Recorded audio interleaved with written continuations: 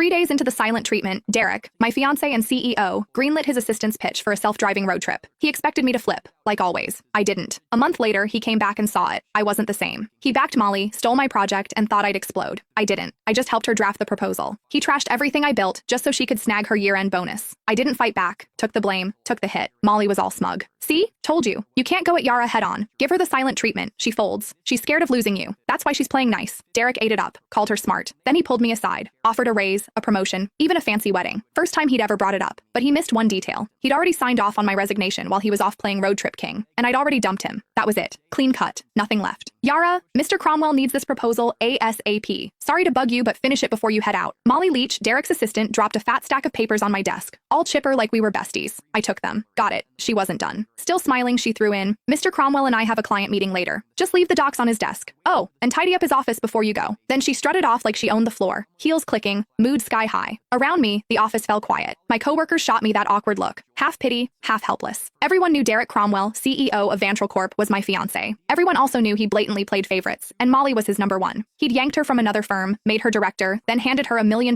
project I'd busted 2 months bringing in and prepping. When I pushed back, he called a team vote, thinking everyone would back him. Wrong. The whole team voted for me, except him. Molly got 1 vote. His. He lost it. Accused me of stirring up cliques. Didn't just take the project away. He demoted me in front of everyone and slashed the salaries of the people who'd backed me. Nobody dared speak up. Later, he apologized. Said didn't want it to look like favoritism. Claimed Molly might feel left out. I used to believe that crap. Now, it's a joke. Molly couldn't even keep up with our interns. Didn't want it to look like favoritism? Please. He was straight up playing favorites. Everyone saw it but him. I heard footsteps upstairs and looked up. Derek. He showed up at the stairwell, glanced my way, then walked out without saying a word. Changed into some casual suit. Even from here, I caught that cedar cologne. He never used to wear cologne. That one? Molly's gift. Yeah, he knew exactly what he was doing. He'd been pulling this kind of stuff for years. It started after I found their goodnight texts. Couldn't stay quiet. I confronted him. Derek said I was being petty. Then, like it proved some point, he used it as an excuse to make it official and moved Molly to work directly under him. The more upset I got, the harder he leaned in, dragging her to every social event, serving her food, even wiping her mouth at company dinners. When we fought, he'd ice me out. When I apologized, he'd round up his buddies to lecture me like I was some jealous mess. For a while, I actually blamed myself. Thought maybe I wasn't generous enough. Thought maybe that's why we ended up here. But on day 3 of one of his silent treatments, when I was too sick to even sit up and he still packed his bags for a trip with Molly, I gave up. That's when it hit me. He wasn't trying to be noble. He just used my pettiness as a shield so he could keep doing what he wanted without feeling guilty. Even if I hadn't caught those late-night chats, he would have just found another excuse to be with her. After their latest business trip, they were still grabbing dinner, drinks, playing tennis, same routine. But something between them had changed. I could feel it. Not that it mattered. 5 years together, and it was done. This whole mess had dragged on long enough. I was the last one in the office, finishing up the proposal. Checked my phone. Molly had been busy posting. Candlelit dinner at some fancy spot.